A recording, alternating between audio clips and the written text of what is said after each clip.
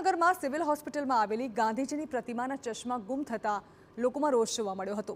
આજે મહાત્મા ગાંધીની પુણ્યતિથિ નિમિત્તે કોંગ્રેસના કાર્યકરો ગાંધીજીની પ્રતિમાને ફૂલહાર પહેરાવવા ગયા ત્યારે જોયું કે પ્રતિમા પર ચશ્મા જ નહોતા।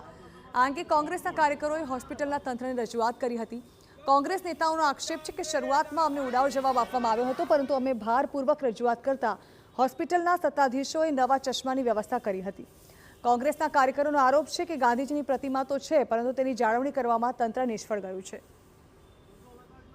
અમે આવીને જ્યારે સફાઈ કરતા હતા ત્યારે ખબર પડી કે ગાંધીજીના ચશ્મા ગાયબ છે, જેથી કરીને અમે તાત્કાલિક ધોરણે અમે સાહેબને મળ્યા અને સાહેબ સાથે વાર્તાલાપ કરતા સાહેબને કીધું કે કેમ આ ગાંધીજીના ચશ્મા નથી, ક્યારે જતા રહ્યા? એટલે કે મને ખબર નથી, કોઈ ચોરી ગયું હશે, એવા ઉદ્ધતાએ જવાબ આપ્યા અને કે તાત્કાલિક હું જોઉં, તપાસ કરું છું એમ કહી અને તાત્કાલિક કોઈ વ્યક્તિને મોકલી અને તાત્કાલિક ધોરણે અમારી રજૂઆતને ધ્યાનમાં લઈ અને ગાંધીજીના ચશ્મા આજે લાવી અને અમારા હસ્તે અમે આજે ગાંધીજીના ચશ્મા પહેરાવ્યા છે।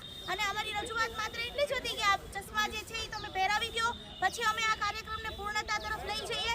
ત્યારે અમારી વાતને પછી એમને સાંભળી સમજી અને પછી અંતે અમારી વાતનો આગ્રહ જોઈ અને એમને ચશ્મા લાવ્યા, એ વાતની ખૂબ ખુશી છે અને ખૂબ દુઃખ છે। કવડી મોટી સંસ્થા ચાલે છે, પણ આ ગાંધીજીનું જે માન રહેવું જોઈએ, જે સન્માન રહેવું જોઈએ, એ અહીંયા આ લોકો જાળવી શકતા નથી। તો એ લોકો જાળવે, આમાં બેદરકારી ન ચાલે। આ આપણા રાષ્ટ્રપિતાનું અપમાન છે, આ ન ચલાવી લેવામાં આવે।